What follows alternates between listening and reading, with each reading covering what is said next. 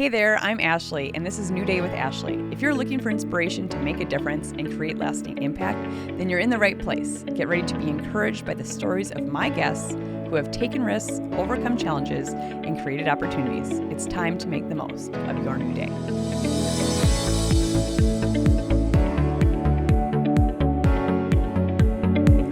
My guest today has a passion for solving problems through product development. Jim Newenhouse is the founder and CEO of Doorstead, a door installation tool that revolutionizes how builders, remodelers, and DIYers install pre-hung and slab doors.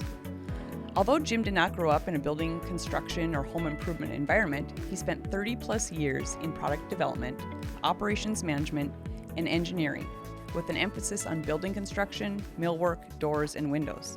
Jim is passionate about supporting the building industry, finding innovative solutions, and producing quality products. Welcome to New Day with Ashley, Jim. Thank you. Yeah, nice to have you here. Excited. Jim Newenhouse, Yep. from the Doorstead. Mm-hmm. You're here to enlighten us. Well, I'll try to shine a little light on a couple of things. Yes. I feel like you are a wealth of knowledge, though. Oh, thank you. You really are. Yeah, you are too. I mean, you've had a lot of experiences. Oh, well, thank you. Great Appreciate experiences. Yeah. This isn't about me. You're right. I'm sorry. This is about you, but I appreciate that. Us. Yeah. Okay. But let's go way back. Okay. You grew up on a farm. I did. In Minnesota. Northern Minnesota by Brainerd. Yeah. All right. And you learned what hard work was. You learned how to solve problems with limited resources. Graduated, and then you went into the Army. I took a little break, went to Chicago for 7-8 months. Then I went in the Army. Okay. Yeah. What was in Chicago? My grandparents lived there. Had some friends from grade school. Because before we bought a farm, I lived on the suburb of Chicago, South Side, till I was 11. Okay. And then you moved to Minnesota. And then my father was an over-the-road truck driver. He bought a farm in northern Minnesota, and we moved the whole kit and caboodle up there. Wow. Yeah. It was like city, country, opposite side of the coin. Wow. It was really an experience. Did he just want to slow down the pace of life, kind of? He really got sick of the suburbs and the way the urban sprawl was going on in Chicago, and he just didn't feel good. Both my parents didn't feel good about raising kids in that environment. Sure. And he had an opportunity to, as an over-the-road truck driver, you can drive from anywhere. So he said, let's go to where we vacationed. And that's what we did. Yeah. Yeah. But then, so did your dad have a farm, your parents? My dad bought property, and then as a child, he was a farmer, and so we started to get into livestock and haying and crops and the whole works. And so I worked for the neighbors, and I worked on the family farm. Okay. Yeah.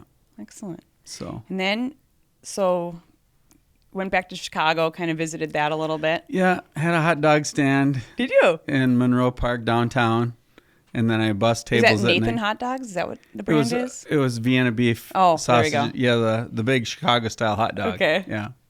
So everyone would come out of the buildings over lunch, and we'd make hot dogs for them. Okay. And they'd go back, our insurance companies and sure. All the businesses down there. Yeah. So you did that for a little while. 6 months, you said, and then you went to the Army. Yeah. Okay. Was that always the plan? Like, I'm going into the Army? No, it was never the plan, really. I thought I was gonna run this hot dog stand forever. Well, my dad really wanted me to farm, but I didn't want to. I wanted to do something on my own. I just didn't know what it was. I drew and painted and did a lot of product development type stuff. I didn't know it was product development at the time. Sure. And so I just felt like I was on a dead end in Chicago, and I was going to get in trouble if I didn't, because it's hard at the time. It was hard to make money, and so jobs weren't plentiful like they are now. Sure. And so a lot of hustling. So I just thought about it, and it's like, military seems like a good venue. I mean, I have a place to stay. I'll get fed, and I'll get some skills, and I'll get money for college. And so I just decided to take that route, and it was really a good choice. And how many years did you serve? 23, but not 23 like you'd traditionally think, because I got out a couple of times because we moved. Sure. So I only had 17 good years, but I went from enlisted to an officer, and had a real good experience. Was deployed once. Okay. And what at what point during that time did you go to college then? So I went on active duty for 2 years initially, Okay. got off active duty, went to college, joined the Army Reserve, went back on active duty for almost 2 years. And when you went to college, where did you go? I started at Bemidji State, Okay. and then I graduated from the University of Minnesota Okay. in Minneapolis. Yeah.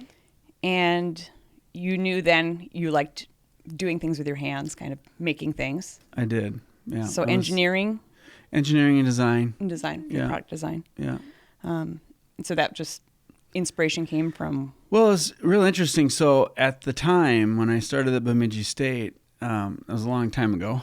That's when CAD, computer aided I've heard of it, drafting and yeah. design, came out. It was actually started then. Okay. Autodesk.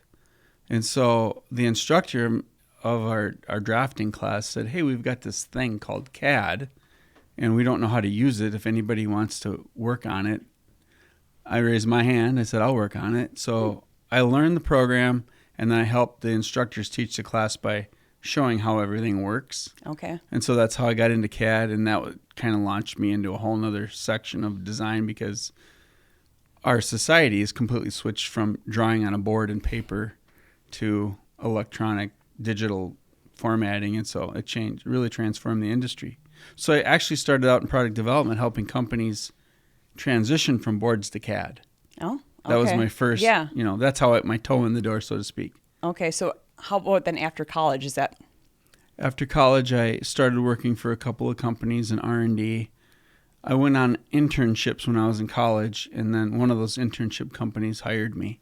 Okay. So that's the beginning of it. Okay. Yeah. Was that near the U of M then? It was Minnesota Engineering and Design, Okay. down by Edina in Eden Prairie. Yep. I'm sure they down were into- thrilled you knew how to use CAD. Right. I converted them to CAD from boards. Sure. And it was kind of an awkward situation, because the old guys on CAD or on boards like, "No, we don't want to learn that." Sure. But yeah. all the young guys said, "Yeah, we'll learn it." And so there was, when I left, it was like 50-50. Right. Yeah. Yeah. And now it's all. Yeah. Now you don't see Everything anybody on digital. boards anymore. Right. Yeah. No. And then you spent the next, 30 years? Yeah. Going from company to company. Yeah. Didn't really think I was going from company to company at the time, but it ended up going that way because I helped convert that company, and then I got into plastics. At the time, plastics were taking off, so a lot of companies, I went to work for an injection molding, blow molding plastics company. So you'd help develop those molds? Or- Molds and designs, product for like Colgate, Palmolive, Amway, soft soap. Sure. I did soap bottle design, which you think, wow, how boring is that? But I mean, I think it's interesting. Like, who knew that was a job? Yeah. That is a job. Yeah, it's like eye-catching. Every product in the store is made by someone. Someone, right? Right. Yeah. And so it all goes back to color and design. And so it's like you have to capture someone's attention with color and design to get them to look at what it is that you're doing. And placement, the marketing thing, placement, price, Right. product, And then I'm sure promotion. the size of the product, of how much you can get in there, volume. Right. And so I started designing products then with CAD and freehand. And then I got into the window and door category. So it's profile design. So just kind of climbing a ladder, Yeah. essentially. Yeah, I was trying to get experience in all segments of industry, so that it didn't matter which segment that needed help. I could go to any segment. Okay. So I got You kinda had a diversification strategy with there. CAD and with different products. Right. So yeah. So then windows and doors, you spent, was it a majority then, would you say, of your career? Yeah, I started in windows and doors, serious engineering in windows and doors, and I went and ended up going on the plant floor Okay. and helping manufacturing and build, because I knew a lot about how things went together.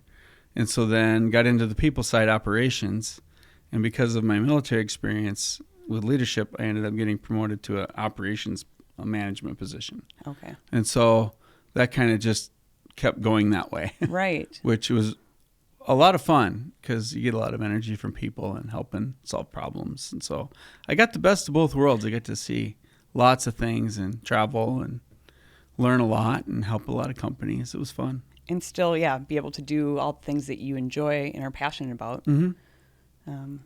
Kind of hands-on. But then you also started, because you don't sit still, so then you start a side hustle because you have a bunch of extra time. Yeah, my kids, after they grew up and started to leave. Okay, so this is, how many years ago was that then? That was 2014, 15. Okay, you started a side hustle. Yeah, I started hanging doors. Okay. Because I knew quite a bit about doors. It was called the Doorman? Yeah, the Okay. Doorman. Yeah, it was an idea that I had actually back in St. Cloud, where when they build a house, they usually trim the jambs out with finished, like you have in this office here, finished oak or maple or whatever. And then the door is usually a hollow core door, white. And so the homeowner has the option then to swap those doors out and put in the same color style and rail door if they wanted to. Okay. And so since a lot of builders do that, I thought it was an opportunity to upgrade people's homes with nice, rich hardwood doors. Sure. And so I started to solicit people to do that, and I got enough people interested that it started a little side hustle business. So I was doing that at nights and on the weekends. So would you sell them the door or the service? I just sell the service, replacing the slab doors. Okay. Yeah. And so I'd machine them according to the hinge placement, and then I'd fit them, make sure that everything was working, and I'd finish them. Okay. And a lot of times I ended up by myself, which got me to think about, I need help with this. Yeah. This sucks. So I came up with the door stud concept, and I started to do prototypes. Okay. And so I built a couple prototypes, and they worked. And explain. So now, like, your current company is called the Door Stud. Yes. And so it is a product that helps you hang a door. Yeah, so I came up with the Doorman, and then when I came up with the door stud idea, I didn't have a name at the time. Mm-hmm. And so I was just using the product, and carpenters used to see it locally, and they were like, "Where'd you get that?" And I'm like, "Well, I developed it," and they wanted to buy it, and I was like, "Well, it's not for sale. This is mine. It's just for me," because I was solving my own problem. And then I went online. So you could be still a one-man show. Yeah, I was still a one-man show, and I was happy, and everything was fine. And I started to look for products like that online, so I could maybe just buy that if it was better. Sure. I couldn't find anything. And so then I applied for a grant through the state when I was doing my MBA at NDSU. And so what year is this now? This is 17, 18. Okay. And I got the grant. And so then that was $25,000. Okay. And at the time you had to spend the money to get the money.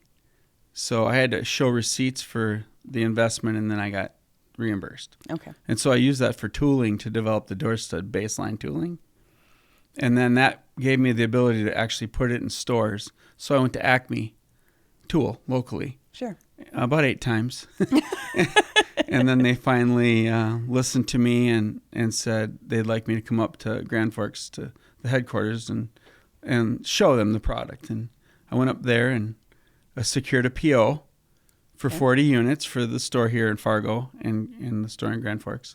And then I went to some shows, like open house shows. And now, during this whole time, do you still have another job? Yeah, I'm working at Marvin. Okay. As a director of R&D there. Okay. Yeah. So this is now like the new side hustle. Yeah. Okay. Yeah, and I really didn't think, I thought I'd sell a couple, but I didn't really think of the scale in which I'm at now and trying to really make it, a household name or a carpenter's tool like it's turned out. So it was kind of a crawl, walk, run thing where it's I don't want to say it's like gambling, but it is a little bit like gambling because every time you up your game, you have to invest more money. And every time you invest more money, you're taking a bigger risk because it's if you don't have it in your pocket, you're borrowing it or you're looking for investors. And so then I needed some help if I was going to scale because I started to get orders. And so then I needed the money to make them. Right. And so it became this cat and mouse game. And who was there someone making them for you then? I was making them myself. So Okay. I had the tooling to stamp them and I'd get the raw materials in and then I'd just do it. I had a shop at the airport. A buddy of mine has a hangar out there, and I used a little space in his shop for a short period of time to put them together. It's kind of like doing it in your garage, but not my home garage. Right. Yeah. A little separation. Yeah. So I was doing it like that until the volume got to be too much, and I really needed to find a co-packer. That's what they're called. Mm-hmm. So I tried a couple of different places until I ended up where I'm at now with Assembly Systems. Okay. Who's my co-packer in town here in Fargo. Yeah. So, wow, a lot has happened in kind of a short period of time. Right. It just kind of slowly escalated, and that took me to a spot of trying to do it full time. So I decided to just do that and consult on the side full time. Okay. And so that's where I'm was at that today. A big risk or? Well, yeah, I mean, I had a good job and liked it. Mm-hmm. And the door stud opportunity was much the same. I was just on my own. So the difference is, you don't look left and right and see coworkers or yeah, it's kind of lonely. You don't say, "Can I get some help with this?" Yeah, no one really cares when you're sitting by yourself and doing it by yourself. No one really cares about your success, or failure. Or failure. Yeah. It's so you just have to. It's bootstrapping, mm-hmm. And so. And how many product, I guess, prototypes did it take to get where you're at? That's a good question. So, any idea? Yeah, so I'm on 42 now. Okay. But it took 35 to launch. Okay. So it's called proof of concept. So I took what I would say version 28 or 29, and the tooling was built around that version. And then I locked the design down, and then I just made other changes. Sure, just to refine it. Yeah, that's how I got to 35. So, so you have to continue to have innovation and product evolution.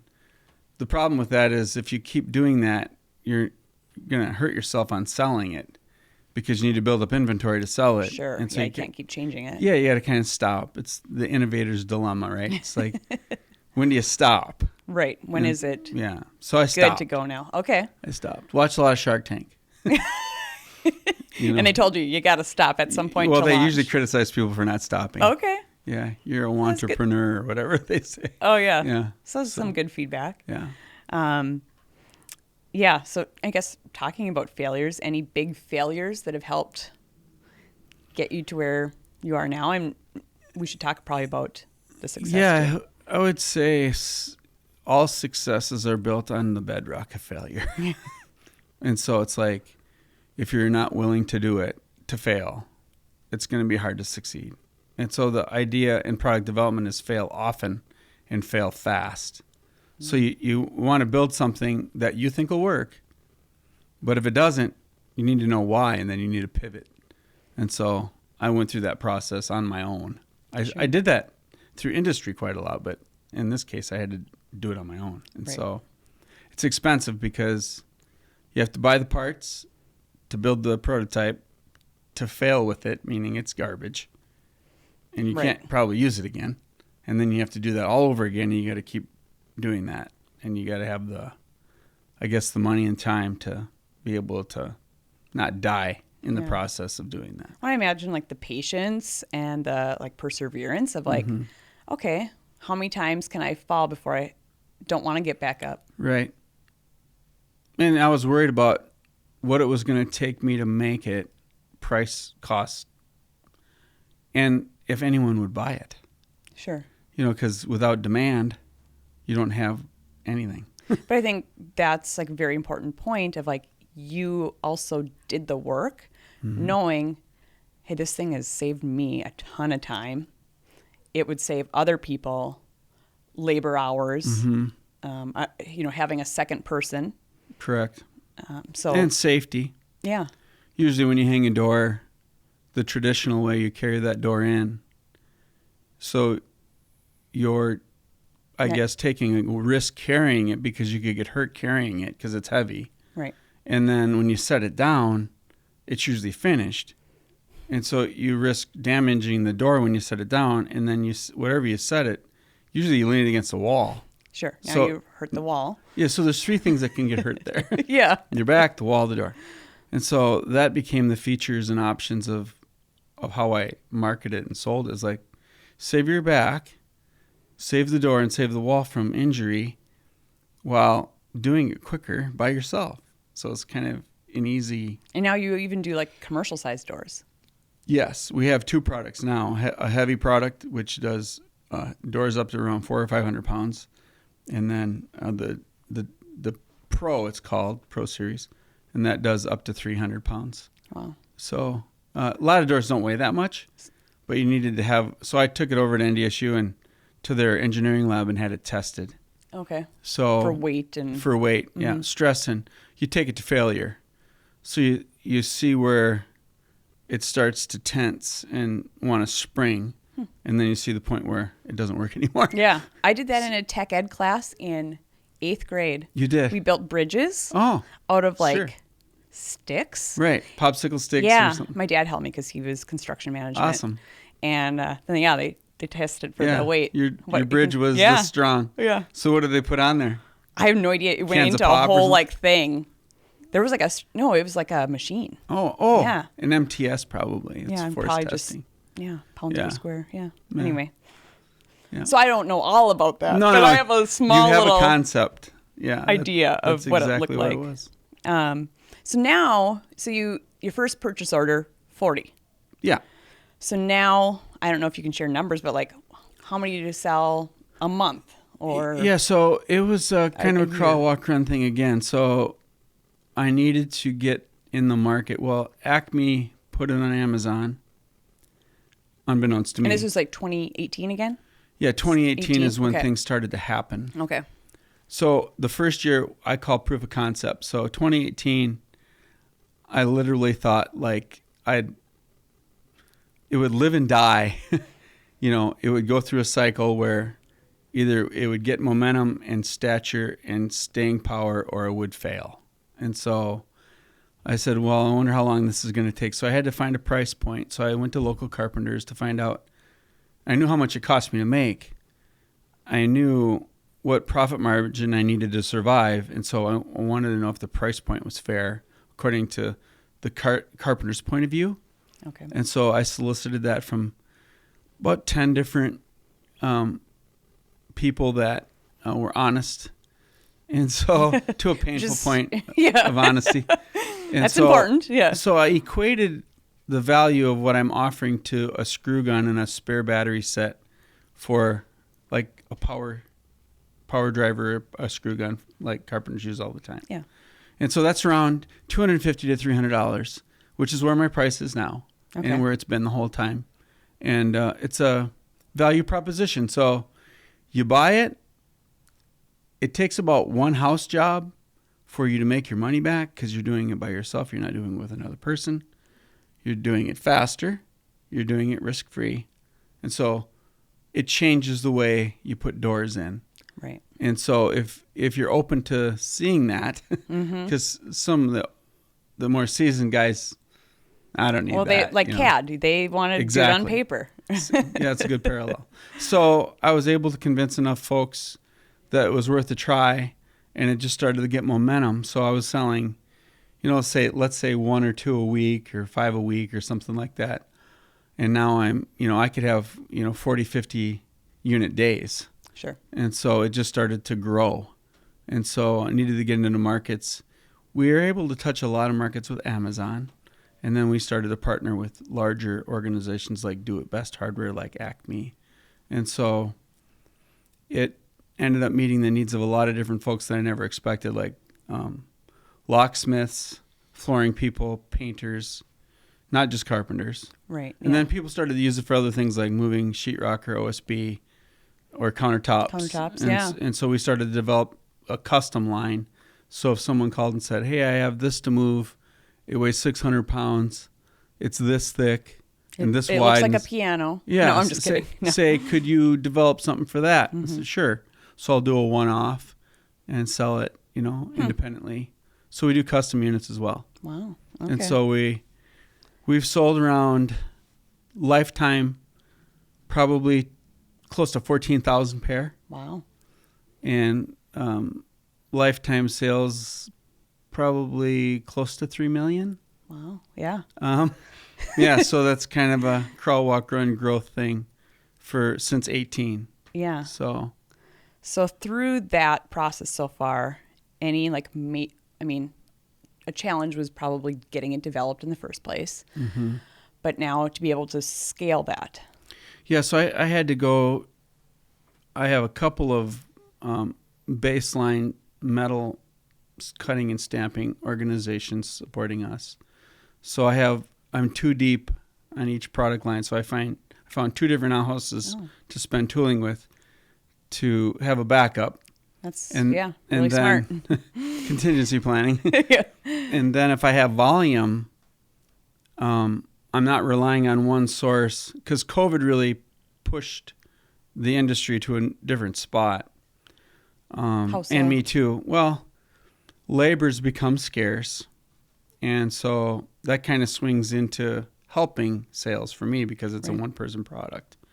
But it made materials higher, and it shrunk my margins without a price increase. So I had to increase my prices a little bit to be competitive and to survive. Right. And so it was a seesaw thing where you had to do all this give and take to stay in the market and to stay alive. Right. And so we survived the storm there.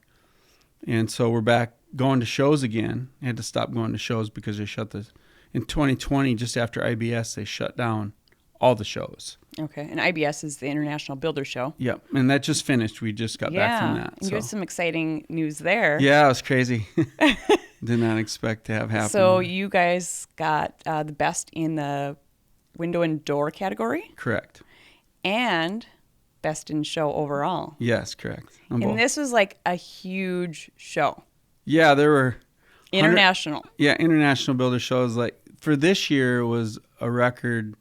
I believe it was like 120,000 people attended, because they had the hardware show and kitchen and bath show in the same venue, close proximity. So it drew a crowd. IBS usually gets like 70 to 80,000 people. Okay, wow. And so COVID's done, right? So, or at least people reduced. People are back. People are back out. Show attendance was really good. Exhibitors were good. There was over 2,000 exhibitors. And then we were entered into a category of competition for products. So you have the option of doing that. So I figured, why not ask to be compared to other products and categories so that I could see where we stood. And so we entered the window and door category. And as you said, we won that. Yeah. So they came by. Congratulations. Yeah, thank you. It was surreal.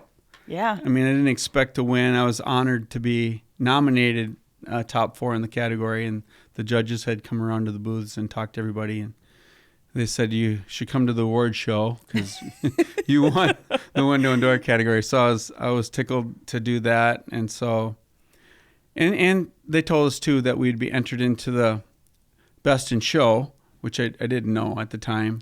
Sure. And so that's all categories, and so we won them both, and I was speechless. It was crazy. I've been going to that show for over 30 years, and to get that kind of honor, I was humbled.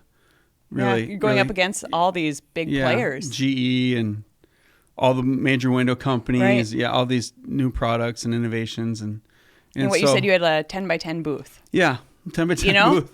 Just a little booth. Which is awesome. Enough. And I was there and I saw you. Yeah. You guys had a great booth, and thank you. Very cool.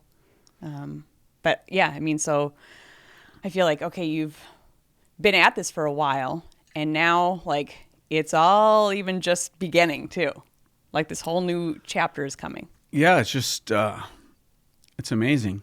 I mean, every time you think you got over a hurdle, you look up and there's like, oh, there's some really big hurdles in front of me. But you keep doing it, right? Because it's so fun. You get a lot of energy from it. Thank you for stopping by the booth, by the way, and attending. I love to see folks from where we're from, and I love seeing folks in the industry that are trying to solve problems, because that's what our product's about, solving a problem. And so when you can rub elbows and swap stories with folks that are struggling with reasons and issues, and it's just fun to know that you're helping people, and it gives you a chance to give back in more than one way. So we try to give back through supporting agencies or groups in need, aside from just the building and construction industry, which is always, it's always been around because people need places to go and live. Right. And so... And veterans, too. And veterans, too, yeah. So we support Gallant Few, aside from the building industry. And then we just started doing some outreach support to other places like cancer-based St. Jude type folks that end up in situations that they don't purposely go to. Right. Just out of a life experience. So I think we all have gifts that we're born with. And I like to think of taking our gifts and turning those gifts into good things for other folks that are in need, without bias or reason. Just, how can you help other people? Because as you get to a certain point in life, how much money do you need to make, or, what is it that's going to, put a ribbon on your box or whatever. Right. And so I've been fortunate, had a great run in industry, and I'm fortunate enough to think of something that solves a problem. And so I think it's awesome to think that it's helping people in more than one way. Yeah. So that's our story. Yeah. No, I love that. Yeah. Thank you. I'm sure your brain, because you're wired this way, you just keep thinking too of things. I do. Yeah. Problems. So what holds you back or keeps you, okay, we're going to continue this product that we're developing now and just continue to grow this instead of like, but I want to do this. You kind of get slapped with reality. Okay. So it's not ADD type stuff, but it's like there's energy behind new stuff and trying new things. And so I have to pull myself back, and then the people that I've surrounded myself with now, I try to find people that are better than I am at almost everything so that I can go to them to help me, because I can only do so many things, and I'm certainly not the best at it. So I want to seek other people's advice to be critical of the ideas. Sure. And in other areas, like in marketing, like you and I have talked a bit about that. And so, so I'm always trying to find people that are really successful in their area to help be critical of us going in those directions. And so to run a business, you need people from all walks. You got to be able to do finance. You got to be able to do marketing. You got to be able. So how has your team grown then? Well, I have one other person. Yep. That works with me on a daily basis. Which I think is kind of amazing that you've been able to stay like so lean with a team. Yeah. So the idea behind the business the concept I had was virtual business, which is kind of my own. I just made that up, but it's kind of like, how can you should trademark that? Can you run a company by contracting out all the work and still make money? And so I would say yes, because less overhead too. Yeah. So each of those entities does their part, and of course you pay them, and you negotiate that, and so you try to get a good price for or a good value for the price you're paying. And so if you can do that profitably, I thought that would be awesome, because I could keep going by myself because of the scarcity of labor. But I found another person that I worked with at Marvin that was doing something on his own, and we just ran into each other getting coffee one day, and he's like, "Hey, let's get together and see if we can't help each other with some of this other stuff." Sure. And so we did, and just gave it time, and we ended up not leaving. So that's great, though. Had to start paying them.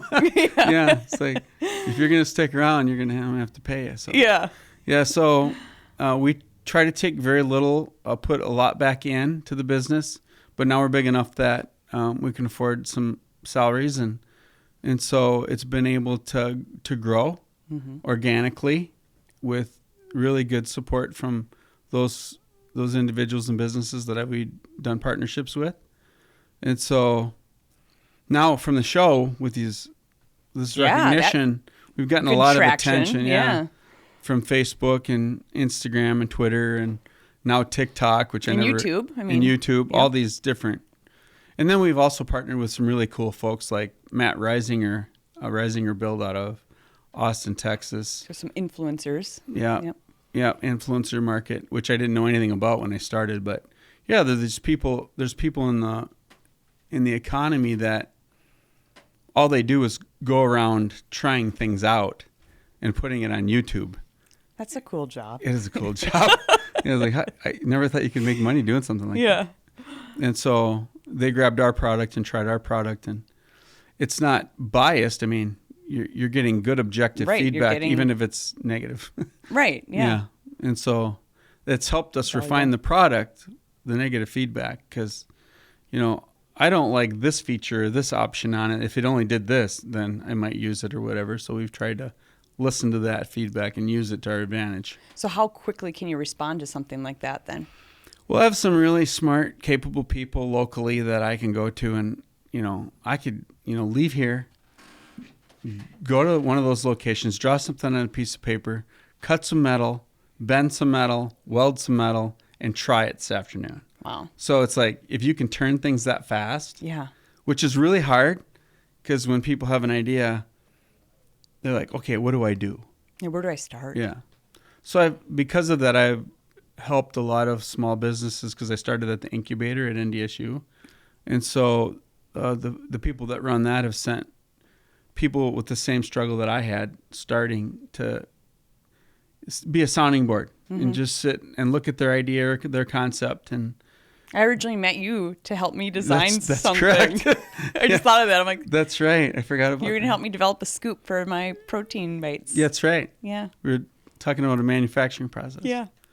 So just like that, I'll sit and listen and give my perspective and then see where it goes. If they need more help, well, I'll help them more. It's all just give back. I don't charge. It's just all that relationship building. Yeah. Yeah. Because I need help and people help me. So then how about because it seems like intimidating to a person or maybe just myself. I think I'm not alone of like, how would I start to develop a product? Then what about a patent? Yeah. And things like that. Is that a difficult process? It can be. It can be intimidating or daunting, I guess. Sure. There's so much to sort out. Or do you get turned down? Yeah, so the best way to explain that is like ideas are like secrets that no one else knows. And so if you don't tell anybody the secret, obviously they won't know it. But you got to try it to figure it out and test it without giving it away. Sure. And that's where patents come in. Okay. Now, a patent's only good if you're going to defend it, because if you're not going to defend it, then you probably shouldn't waste the money doing it. And you can get around that. Like trade secrets would be like a formulation, like of KFC's gravy. Yeah, okay. Or the 11 herbs and spices or whatever he said. That's pretzel seasoning. That's pretzel seasoning. Yeah. Yeah. Or Coca-Cola or whatever. Well, if you have a product like mine, there's no recipe, but it's design. Right. And so I did do a patent application for both utility and design. And some of the prior art, someone did like 30, 40 years ago, so I couldn't really patent the same particular concept and idea. So I went down the road of doing trademark protection. Oh, okay. So kind of like Yeti or Kleenex or Q-Tip, or if you think of those products, the brand ended up taking over the name. And so I figured if I just stuck to my guns on the idea and started to sell the idea, would I have a competition problem or not? Sure. Well, I started to do the math on doors. So I had this at IBS, little card that I handed out to people that came in the booth, and it was like, so here, I'll take you through it. So I was like, how many doors do you think are in your house? 10. Okay, so average house has 15. anywhere from 10 to 25, depending on how big the house is. And then I used to go down the road, or I did after that question, how many doors are in your place of business, do you think? And so they'd say, I don't know, 100, 150 or whatever, depending on where they work. And so then I asked the question, how many doors are in the United States or the world, would you guess?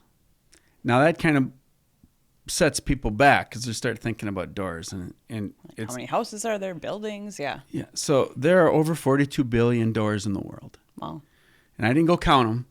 I just went to developed nations and I went to infrastructure and I did some math that way. Sure. So 42 billion 42 billion. Okay. Yeah, that's in the a bit- U.S. No, on the planet. Okay. Yeah, in developed nations. So they started around King Solomon's temple time. Sure. So it was like BC AD. Okay. Yeah. So I'd say, okay, so for 2,000 years, we've amassed 42 billion doors on the planet for security, safety, and privacy.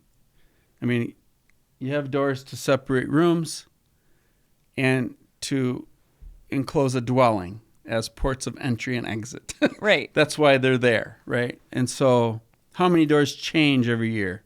New construction or remodeling and replace. 8 to 12 million or 8 to 12 billion change. So either new structures Built. Yeah. or remodeled and replaced structures. And so when I did that, I figured that I could stand a little competition with my product because Sure. there's plenty of opportunity. It's abundant. Right. Abundant mindset. Yeah. Yeah, abundant mindset. And so someone that I respect a lot taught me an abundant mindset when I started my career. And so I was like, you know what? There's plenty of food for everybody here. We'll be fine. I'm not going to worry about having enough work. So that's the road we took. And so, Awesome. and I use that as a trivia question at the shows. And then I'll give somebody like a tchotchke, a hat, a pizza cutter, t-shirt or something like that. Sure. Just for stopping by and asking the question. Okay. And then we usually do a discount code too. So if you go to the website and try to buy it, you'll get, like this time I think we did 25% off the product. So Very that's cool. a good. And you have that's- some good shows coming up too. So, Yeah. what else is on the horizon for you now? I'm actually leaving the 2nd of March to Australia. Okay. So this is a whole new market then for you? We sell globally. Okay. We've sold to 28 countries in the world. So is this a challenge of how do you get them there? There's a couple of challenges actually. How you get them there, the duties are VAT tax, and then the metric conversion. Sure. So we've developed a product to address that. Okay. And so it's called an infinite size. So inside of a certain range, you can move the product down to adapt to whatever thickness door you have. Okay. So in the U.S., it's predominantly like the Pro Series addresses 1 3/4 to 1 3/8. Those are the common sizes of doors. And then for commercial, it's 1 3/4 to 2 1/4. And then custom units go above that. So the metric falls inside of that range. Mm-hmm. And so we have a system that addresses that. So you have to address the taxes, you have to address the sizes, and then, of course, the freight and everything else associated with it. So Sure. we've just been selling them through our website or on Amazon. Mm-hmm. And then now we're getting partners globally that want to do business. And so Like the a Australia distribution? trip, the Australia trip, we've got a couple of large companies over there that, like Bunnings is the Home Depot of that Australia? country. Yeah. Yeah. Wow. And they're all over Europe. Okay. And so, and then we've sold quite a few to the UK. So we might end up in London in November as well. Okay. So we're doing the Australia one, and then we're coming back to the U.S., and I'm going to Providence, Rhode Island for the JLC show. And then we're going to the Skills USA, which is all the educational institutions that teach carpentry. There's a competition in Atlanta in June. Oh. So we're going to go to that because we've had some schools inquire. And so we do a student discount Sure. and supply young builders products, which is a great place to start, because you get it in the young minds and then they bring it to the job site. Right. And then They're the forward thinkers out of the box. Right. Yep. So then we have the maintenance show, a facilities maintenance show that's in Denver this year in the fall. So all these different types of industries. Every place there's doors. Yeah. Yeah. But I mean, whether it's maintenance, whether it's building, just interesting that Yeah. you can reach those. Yeah. So that's, really taken a lot of time and effort and money. So we've had to develop a way to show the product, and people interact with it because it's a demonstrable product. You have to demonstrate it to see what it's for or how to use it. If you just see it sitting on a store shelf, you might not understand what it is. And so that we've got these new video books that we use, these little pamphlets that are really cool. I should have had you bring it here, and I should have brought it. But I'll play a little video of it. Yeah, or show it's really an image cool. of it. And we stuff discovered too. that at a show, and so we use those to show people the product in the store, and then they get a really quick understanding, and they can identify with how it could help them. Mm-hmm. So did you ever picture that would be the trajectory of where you're going? Not initially. I guess you kind of dream, and say, "Wow, this would be cool." That'd be cool if, yeah. But you're also kind of realistic and think, this could have a short life. Well, this helps me. Yeah. I'm glad I have this to help me. But so it's just open. I've just been open to it. It's like, okay, universe, what's going to happen? I don't know, but I'm willing. But I'm ready for it. I'm all in the middle here. I'm going to put my chips in the middle and take a shot. It's been a blast. I've had a lot of fun with it. Learned a ton. So what would you say, give one piece of advice or encouragement to someone who, whether it's an idea they have, a passion they have, and they want to go out and start a company or launch a product? Yeah, so I'd say don't be afraid to take your idea full circle. And if it's worth thinking of, it's worth spending a little on. And so it's not hard to get a prototype or concept any longer because there's so many. You've seen people with 3D printing all over the place now. You can go just about anywhere and have that done. So you need a physical 3D model of what it is that your idea, if it's a product. And then test it. Say, does it work? And if it works, ask people questions about, would this be of value to solve this problem? If you're open and vulnerable enough to receive that feedback, get shot out of the sky, so to speak, you'll get good feedback. And if you got something there that's worth spending a little bit more effort on, you could have it. You could have something that people need. So invest in yourself. Don't quit. Awesome. Stay in the fight. Invest in yourself. And it might take 42 different who knows models. Yeah, who knows how many times it'll take, but you gotta hang time or stick with it.